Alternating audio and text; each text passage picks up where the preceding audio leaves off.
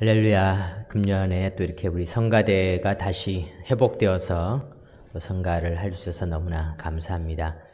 아직도 우리 대원들이 많이 필요하니까 혹시 함께 참여하시고 싶으신 분들은 주일날 조금 일찍 오셔서 또 연습도 하시고 또 함께 은혜 받는 시간 되셨으면 좋겠습니다. 우리가 10월 달은 은혜와 결실의 달 이렇게 정해 보았는데요. 오늘도 우리가 함께 예배드리는 옆에 계신 분들, 내 옆에 앉아주신 고마운 분, 또 내 뒤에 앞에 앉아주신 고마운 분에게 한번 감사의 인사를 나누도록 하겠습니다. 은혜로 결실합시다. 이렇게 한번 인사하겠습니다. 은혜로 결실합시다. 은혜로 결실합시다. 네, 감사합니다. 우리가 축복의 만남을 준비하면서 BLESS를 살펴보았습니다. 블레스, 축복이라고 하는 말인데 이 말 속에서 우리가 먼저 기도하고 듣고 또 가서 함께 음식을 먹고 섬기고 예수님의 이야기를 나누는 BLESS, 우리가 이 운동을 이어가고 있습니다. 그러면서 우리가 처음으로 모세를 살리기 위해서 만들어 주셨던 갈대 바구니, 그래서 우리가 축복의 바구니를 만들자를 살펴보았죠. 일상 속에서 구할 수 있는 파피루스, 그 갈대를 구해서 만들었던 바구니가 생명을 살리는 바구니가 되었던 것처럼 우리의 삶에 흔히 구할 수 있는 것, 쉬운 것들, 내가 할 수 있는 일들로 우리가 얼마든지 생명을 구할 수 있다. 그리고 우리가 이 바구니를 만들 때 하나님은 바로의 공주라고 하는 진짜 큰 바구니, 기적의 바구니를 주셔서 생명 살리는 일을 도와주신다라는 것을 살펴보았습니다. 그리고 우리 주님께서 만나셨던 축복의 만남을 살펴보았는데요. 먼저는 베드로를 만나주셨던 만남, 그리고 명절에 38년 된 병자를 만나주셨던 주님, 한 중풍병자를 4사람이 메어서 와서 지붕을 뜯고라도 만나셨던 주님, 그리고 큰 광풍을 뚫고서 거라사의 광인을 만나셨던 주님, 레기온이라고 하는 집단의 힘을 이겨내고 그리고 그가 다시 10개의 도시에 복음을 전하도록 만남을 주셨던 것, 그리고 지난 주일에는 12해 동안 혈루병에 걸린 여인이 예수님의 뒤에서 옷자락을 만지며 옷술을 만지며 만났던 그 만남에 대해서 살펴보았습니다. 이제 오늘은 요한복음 4장에 나와 있는 사마리아 여인을 만나신 주님의 만남, 축복의 만남, 오늘 이제 6번째 시간을 함께 나누도록 하겠습니다. 먼저 본문 1절과 2절을 보겠습니다. 예수께서 제자를 삼고 세례를 베푸시는 것이 요한보다 많다 하는 말을 바리새인들이 들은 줄을 주께서 아신지라. 예수께서 친히 세례를 베푸신 것이 아니요 제자들이 베푼 것이라. 1절과 2절에 보면요, 예수님께서 제자를 삼았고 또 예수님의 제자들이 세례를 베푸신 숫자가 오히려 세례 요한보다도 훨씬 더 많다라는 것을 바리새인들이 들은 줄을 아신지라. 바리새인들의 질투를 야기하게 되었다라는 것을 보여주고 있습니다. 이 사람의 인생에서 질투라고 하는 것이 참 무서운 것입니다. 예일대학교의 심리학 교수님이신 살로미라고 하는 분의 조사를 해보았는데 미국에서 일어나는 범죄의 한 20% 정도가 질투와 관련된 문제이다. 질투로부터 출발한 문제이다. 또 화이트라고 하는 교수님은 이혼한 부부들을 연구를 해보았는데 이혼의 원인 중에서 한 30% 정도가 질투 때문에 이혼이 생기게 되었다. 그런 연구 결과도 있습니다.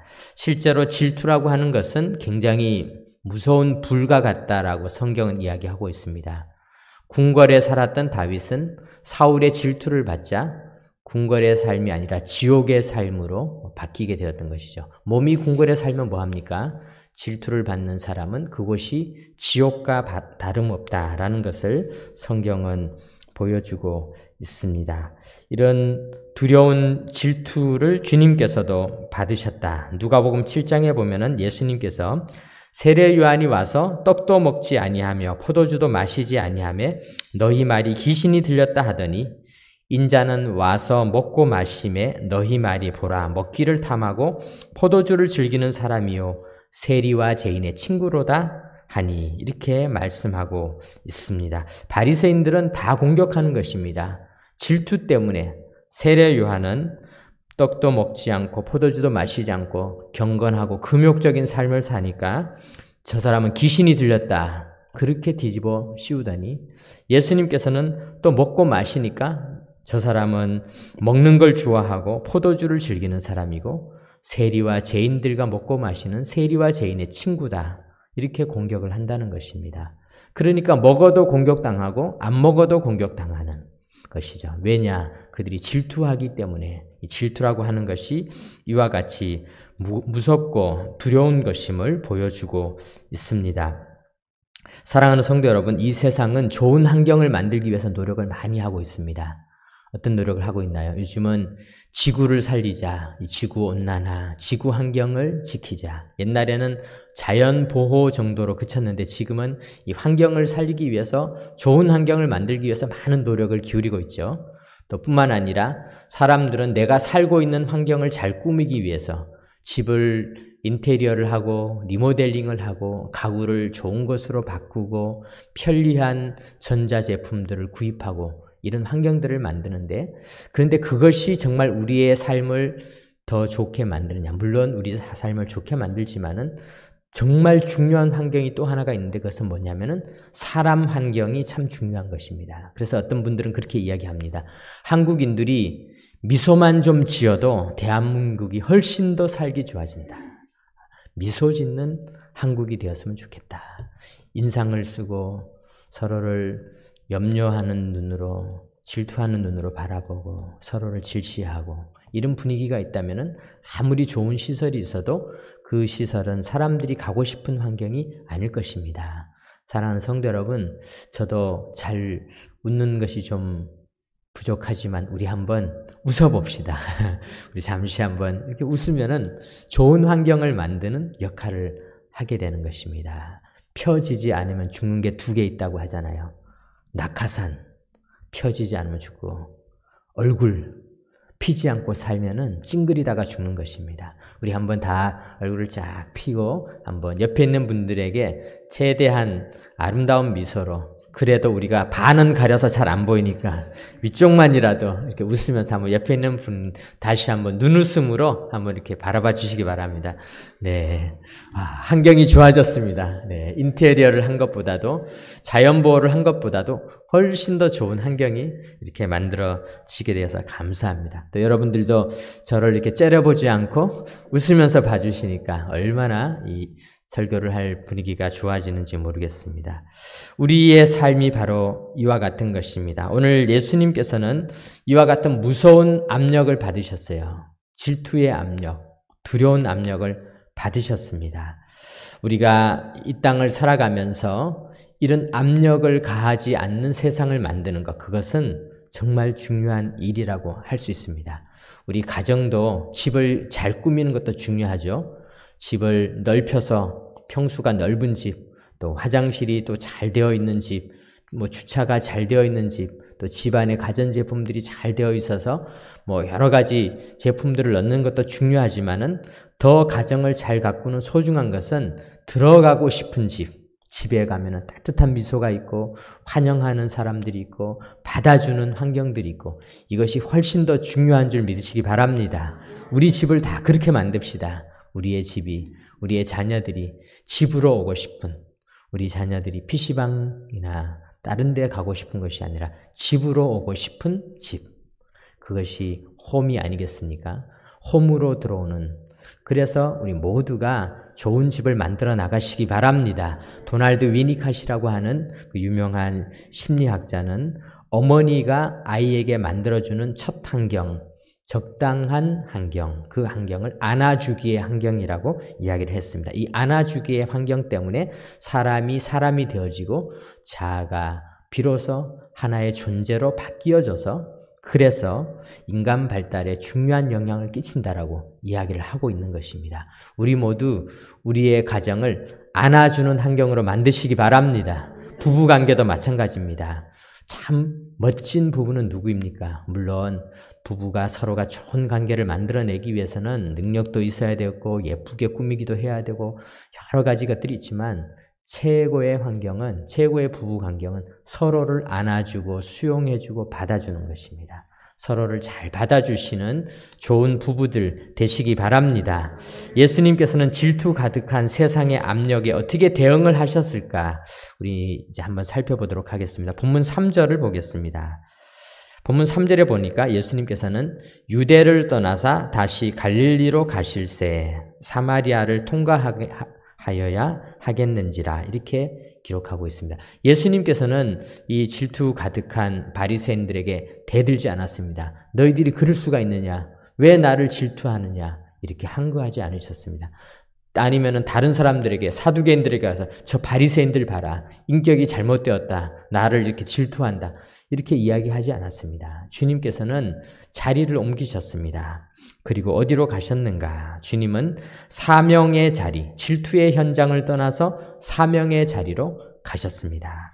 사랑하는 성도 여러분, 우리가 가야 할 길, 사명의 현장으로 가는 것, 그것이 세상의 수많은 질투로부터 벗어날 수 있는 축복의 길이 되는 것입니다. 사명의 길, 물론 이 사명의 길은 쉬운 길은 아닙니다. 이상하게 사명의 길은 참 가기 싫은 곳입니다. 요나에게 니느웨로 가라고 말씀하셨을 때 니느웨는 정말 요나가 제일 가기 싫은 곳이었습니다. 유대인들에게도 사마리아로 가라. 사마리아는 유대인들이 정말 가기 싫어하는 곳이었습니다. 바울에게는 로마로 가라.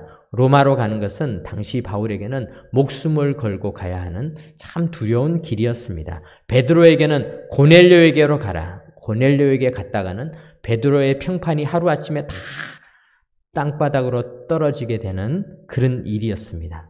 그런데 그것이 사명의 길이었습니다. 사명의 기차를 타야 합니다. 힘들어도 사명의 기차를 타시기 바랍니다. 사명의 기차를 타면은 그동안에 나를 힘들게 했던 모든 질투의 압력, 나를 괴롭히는 것들은 다 내 뒤로 사라져서 뒷배경이 되어버리고 우리는 미래를 향해 달려나갈 수 있게 되는 것입니다. 사명의 기차를 타고 달려가시기 바랍니다. 사도 바울은 사도행전 2장 24절에 내가 달려갈 길과 주 예수께 받은 사명 곧 하나님의 은혜의 복음을 증언하는 일을 마치려 하면은 나의 생명조차 조금 더 귀한 것으로 여기지 아니하노라.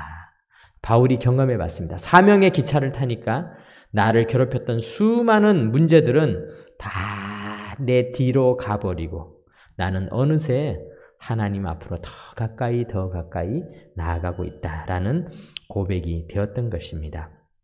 오늘 주님께서는요, 유대를 떠나서 갈릴리로 가는 방향으로 가시다가 사마리아로 가셨습니다. 이 사마리아는 이스라엘 사람들이 가장 가기 싫어하는 곳이었지만은 주님은 그 사마리아에 가서 그곳에서 말씀을 전했던 것입니다. 본문 5절로 가보겠습니다. 사마리아에 있는 수가라 하는 동네에 이르시니 야곱이 그 아들 요셉에게 준 땅이 가깝고 거기 또 야곱의 우물이 있더라. 예수께서 길 가시다가 피곤하여 우물 곁에 그대로 앉으시니 때가 6시쯤 되었더라. 사마리아 여자 한 사람이 물을 기르러 왔음에 예수께서 물을 좀 달라 하시니. 우리 예수님도 이제 사마리아로 가는 사명의 길을 가는 동안에 피곤하셨습니다. 참 은혜가 되지 않습니까? 예수님은 천하무적이고 예수님은 모든 걸 다 하실 수 있는 것 같지만 예수님도 피곤하셨어요. 우리도 피곤하잖아요. 우리도 어떤 일을 할 때 능력의 부족을 느끼잖아요. 약하잖아요. 피곤하잖아요. 우리 예수님도 마찬가지였습니다. 주님은 피곤하셨습니다. 그렇지만 주님은 사명의 길을 가셨습니다. 그때 한 사마리아 여인이 물을 기르러 왔습니다. 그때가 6시쯤 되었더라. 기록하고 있습니다. 원래 이 당시 이스라엘 땅 사마리아 지역은 건조기후대입니다. 이 건조기후의 특징은 낮에는 너무 더워요. 너무 더워서 다 덮어 써야 돼요. 이 햇살이 장렬하기 때문에 너무너무 힘든 거예요. 그래서 날이 선선해지면은 여인들은 그때서야 물을 뜨러 나오는데 혼자 나오지 않고 여인들이 같이 물을 뜨러 나오는 거예요. 그게 여인들에게 있어서는 굉장히 중요한 사회 활동이에요. 물 뚫어 나오면서 두런두런 이야기하는 거예요. 너희 서방은 어떠냐, 우리 서방은 어떠냐, 막 이야기를 하는 거예요. 그때 야, 요즘 너는 반찬 뭐 하냐, 우리는 반찬 뭐 한다, 요즘은 뭐 먹고 사냐, 배추값이 왜 올랐냐, 이렇게 우리가 서로 이야기를 하는 그 시간이, 그때 세상 돌아가는 이야기도 하고 여인들은 그런 시간을 가지는 것이죠.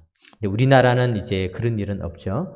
우리나라는 언제 그런 일을 하나, 제가 어느 날 출근을 하려고 이렇게 차를 빼가지고 나오다 보니까 그 아파트 단지 앞에 아기를 유치원 집에 자기 아이를 보내려고 엄마들이 그냥 쫙 서서 애를 보내는데요.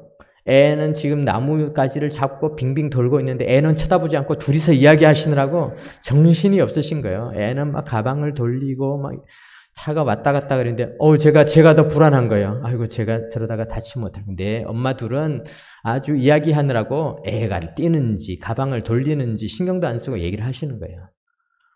그래서 아마 유치원 버스가 와서 이제 애들을 다 태우고 가고 저도 이제 출근을 했는데 제가 뭘 깜빡 잊고 놓고 온 거예요. 그래서 다시 집으로 갔더니 그 엄마들이 아직도 거기 서서 아직도 집에 안 들어가고 아직도 둘이서 무슨 이야기를 저렇게 오래 하시는지 이야기를 하시는 거예요. 다리도 안 아프신가? 야, 벌써 시간이 30-40분이 지났는데 아직도 그 자리에 서서 그렇게 이야기를 하시는 거예요. 현대인들의 우물가는 바로 저기구나. 애 데려다주고 거기 앉아서 거기서 이야기를 하고 있는 것입니다.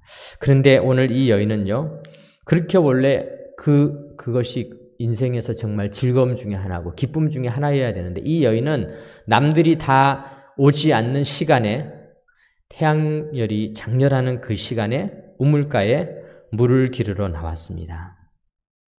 제가 이 말씀을 읽으면서 참 오늘날 어떻게 보면은 이와 같은 아픔을 겪고 있는 사람들도 또 있지 않을까 그런 생각이 들었습니다. 한때 화장실에서 빵을 먹는 직장인의 이야기를 들은 적이 있었습니다. 저는 이 왕따가 학교 초등학생들 중학생들 정도만 있는 줄 알았는데요. 그 기사에 보니까 직장인들도 왕따가 있다는 거예요. 참 마음이 아팠습니다. 이게 도대체 무슨 일인가? 얼마나 사람을 아프게 하면은 화장실에서 점심 식사를 해결하는 일이 우리나라에서 일어나야 하는가? 그런 기사를 보면서 마음이 많이 아팠는데요. 이 여인에게 있어서도 한낮에 장렬하는 태양빛을 내 머리로 받는 것보다 차라리 여인들의 눈총보다는 그 태양빛이 더 좋다. 여인들이 나를 향해서 쏘아보는 그 눈빛이 너무 두렵고 싫기 때문에 나는 차라리 태양빛을 받고 물을 기르러 가야겠다. 그래서 대낮에 낮 12시 아무도 다니지 않는 그 시간에 여인이 물을 기르러 나왔던 것입니다.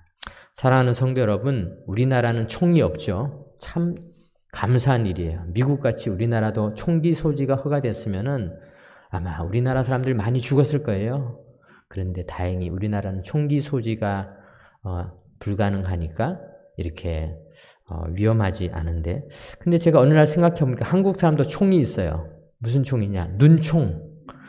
이 눈총이라고 하는 게요, 얼마나 무서운지 모릅니다. 눈총으로 사람들을 많이 쏘아보는 이것이 우리나라가 가지고 있는 또 아픔 중에 하나입니다.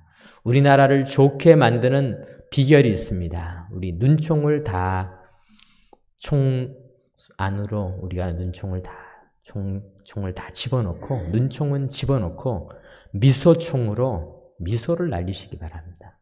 미소, 눈뿅, 눈총은 집어넣고 눈뿅, 우리가 미소를 가지고 사람들을 대한다면은 우리나라는 훨씬 더 좋은 나라가 될 것이라고 생각합니다.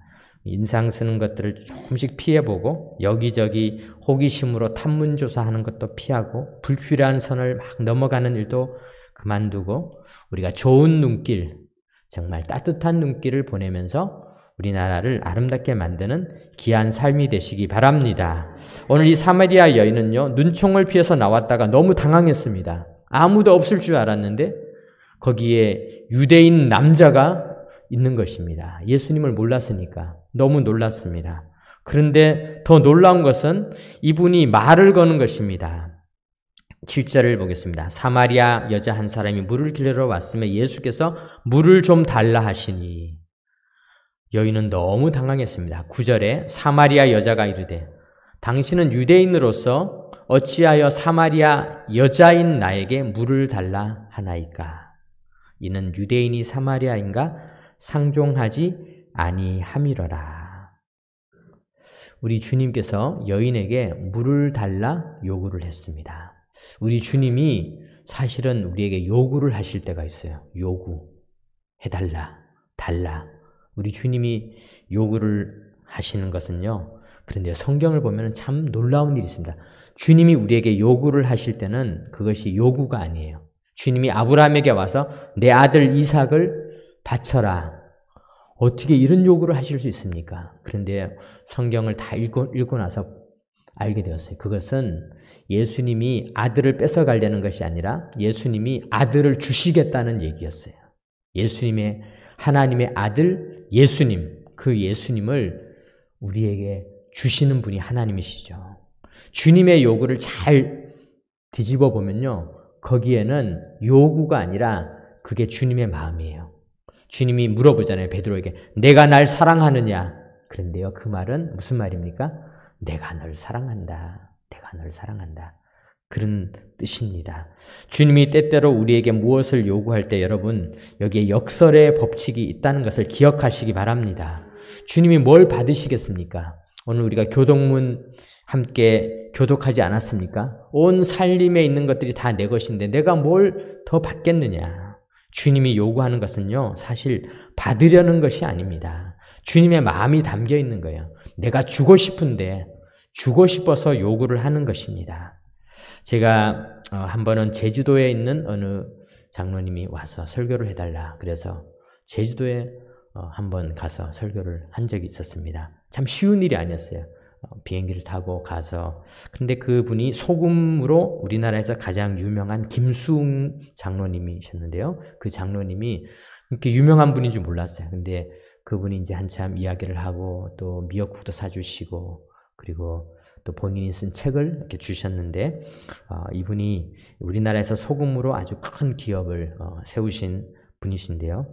그분에게 이렇게 많은 시련이 있었는데 이런 시련이 있었습니다. 한 번은 이분이 이제 소금을 많이 모아서 소금을 팔다 보니까 소금을 언제 파느냐에 따라서 값이 다른데 봄에 팔을 때는 값을 많이 못 받지만은 김장철인 이제 가을 이후에 지금과 같은 때죠. 이제 11월이 가까이 올 때, 이럴 때 되면은 소금값이 이제 점점 올라가서 소금을 값을 잘 받을 수 있으니까 이분이 이제 그렇게 하려고 봄에 소금들을 다 모아서 용산에 있는 대한통운 창고에다가 소금을 가득 채워놓고 있었는데 어느 날 이제 뭐 나라에서 뭐 사라후라고 하는 태풍이 분다고 뭐 나서 태풍이 불고 막 이래서 그렇게 세월을 보내고 있었는데 창고에 있던 사람한테 전화가 와서 큰일 났습니다. 그래서 가봤더니 글쎄 그 태풍이 그 창고를 들이닥쳐서 소금이 다 사라져버린 거예요. 산더미처럼 쌓아놨던 소금이 다 없어져 버린 거예요. 하루아침에 알거지가 되신 거죠. 너무 충격을 받았는데요. 근데 그때 그가 이제 신앙생활을 열심히 하고 있었는데 교회에서 설교 말씀을 듣는데 갑자기 그런 생각이 들더라는 겁니다. 하나님 아버지, 소금은 다 떠내려갔는데 내 믿음이 안 떠내려간 것을 감사합니다. 그렇게 생각을 하고 나니까 감사하더라는 거예요. 그래서 참 감사하다. 내가 소금이 떠내려갔는데 남들 같으면 막 좌절하고 충격받고 막 어찌할 바를 몰라서 인생이 흔들릴 줄 알았는데 이상하게 마음이 평안하고 내 하나님을 향한 믿음도 그대로 있고 참 감사하다. 그렇게 생각해 보니까 감사하니까 감사헌금을 드려야 되겠다. 그래가지고는 창고에 가서 금고를 또 열어서 금고에 있는 마지막 돈을 꺼내서 이제 헌금을 해서 목사님에게 이제 가서 헌금을 드렸더니 목사님이 막 말리시더라는 거예요. 지금 당신이 망해서 이러고 있는데 이거를 이렇게 가지고 오면 어떡하냐. 그래서 그가 말했던 제가 생각을 해보니까 너무 감사합니다. 좌절되지도 않고 감사한 마음에서 그러니까 하나님께 드리는 거니까 목사님 하나님께 드리는 겁니다. 그렇게 해서 헌금을 드리고 왔는데 얼마 지나지 않아서 강원도 춘천에 있는 강원도 농협의 책임자라는 분이 전화가 와서 당신 소금을 좀 사고 싶다고 그러는 겁니다. 소금이 있어야지 팔죠. 그래서 그분이 기도하다가 찾아가서 말했습니다. 제가 소금이 많은 사람이었는데 이런 일로 소금을 다 날려서 지금은 소금이 하나도 없습니다. 그런데 혹시라도 선금을 주시면은 제가 그만큼 소금을 구해다 주겠습니다. 이게 말도 안 되는 이야기죠. 소금도 없는데 빈털터리인데 돈을 주면 내가 소금을 사다 납품을 하겠다. 이렇게 말도 안 되는 얘기를 했는데요.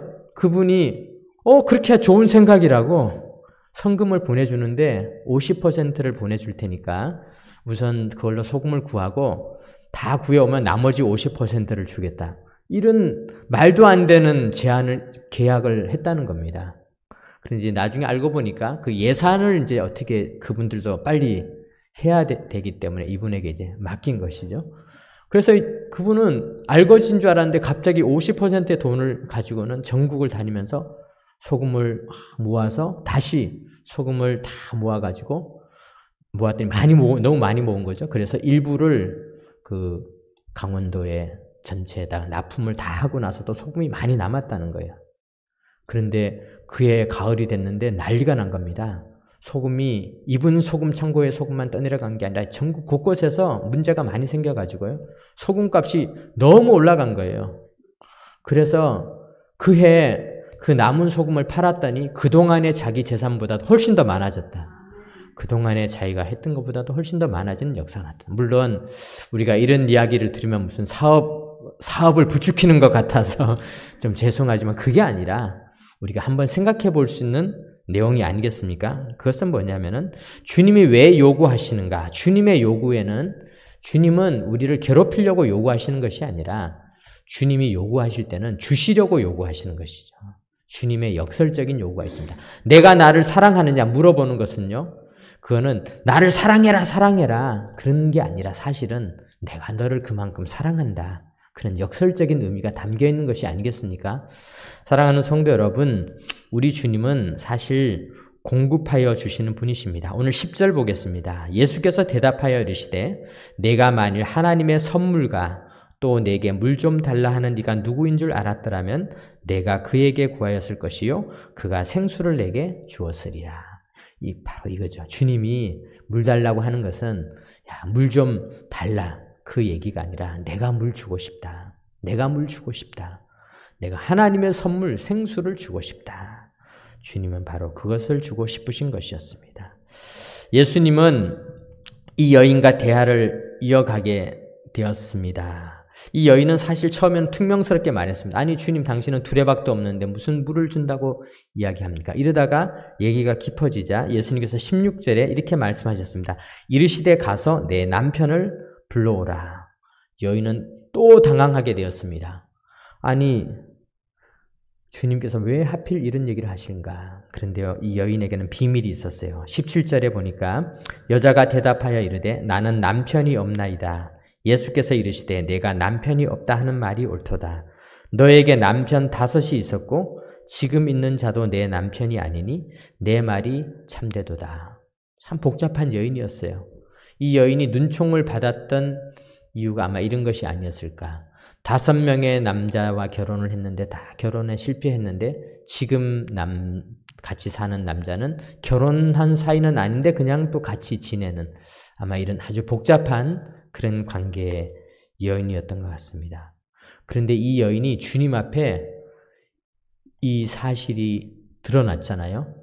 그러면은 부끄러워서 화가 날 것 같았는데 그렇지 않았어요. 이 여인이 그리고 난 다음부터는 주님 앞에 자기 마음을 확 열고 예배에 대해서 질문을 하게 되는 것을 보게 됩니다. 이것이 우리 주님이 우리에게 주시는 아주 중요한 우리 주님이 우리에게 주시고자 하신 아주 중요한 선물 중에 하나가 바로 이것입니다. 마태복음 11장 28절에 보면은 수고하고 무거운 짐진 자들아 다 내게로 오라. 내가 너희를 쉬게 하리라. 나는 마음이 온유하고 겸손하니 나의 멍에를 메고 내게 배우라. 그리하면 너희 마음이 쉼을 얻으리니 이는 내 멍에는 쉽고 내 짐은 가벼움이라 하시니라. 우리 아이들을 키울 때 보면요. 아이들이 위험한 물건을 이렇게 꼬챙이 같은 걸 들고 있을 때가 있습니다. 그러면 부모님들은 너무 위험하니까 달려가서 막 뺏으려고 하면요. 애가 뺏깁니까? 주먹을 그냥 꽉 쥐고 도망을 가는 겁니다. 안 뺏기려고. 더 안 뺏기려고 더 애를 쓰는 것입니다. 참 어려운 일이죠. 그때는 어떻게 해야 됩니까?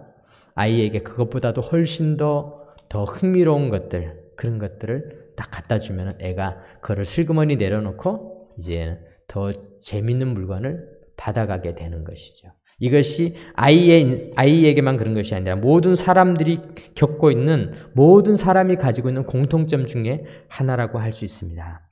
사람들의 그 아픔들, 상처를 안고 살아가는 것은 꼬챙이를 들고 자기를 찌르는 것과 같아서 이것은 너무 위험한 일입니다. 그래서 우리는 내려놓으라고 많이 요구하는 것입니다. 상담을 받고 심리학자들도 막 얘기를 하는 것이죠. 왜 그런 상처를, 남편과 그런 억울한 상처를 내려놔라. 그런데 애들이 꼬챙이를 갖고 뺏으려고 하면 내려놓습니까? 안 내려놓는 거예요. 꼬챙이를 갖고 더 여기저기를 돌아다니면서 더 상처가 나고 더 아픈 거예요. 더 힘든 것이죠. 그래서 우리 주님이 말씀하셨습니다. 수고하고 무거운 짐진 자들아, 내게로 오라. 그리고 말씀하셨습니다. 내 멍에를 메고 내게 배우라. 내 멍에는 쉽고 내 짐은 가벼움이라 하시니라. 이게 무슨 말씀입니까? 우리가 이 상처를 해결할 수 있는 길은 상처를 빼앗고 내려놓게 하려고 아무리 애를 써도 안 되지만은 그 길 중에 하나는 우리 주님이 맡겨주신 사명을 지면은, 사명의 기차를 타고 사명의 짐을 지면은 그 상처들은 저절로 다 우리의 뒷배경이 되어서 우리 뒤로 다 사라지게 된다. 이 게슈탈트라고 하는 그 치료에 보면은 모든 것들이 전경과 배경이 바뀌게 된다. 다 뒤로 가게 된다. 그렇게 이야기를 하고 있는 것도 이것과 괴를 같이 하는 그런 내용이라고 할 수가 있습니다.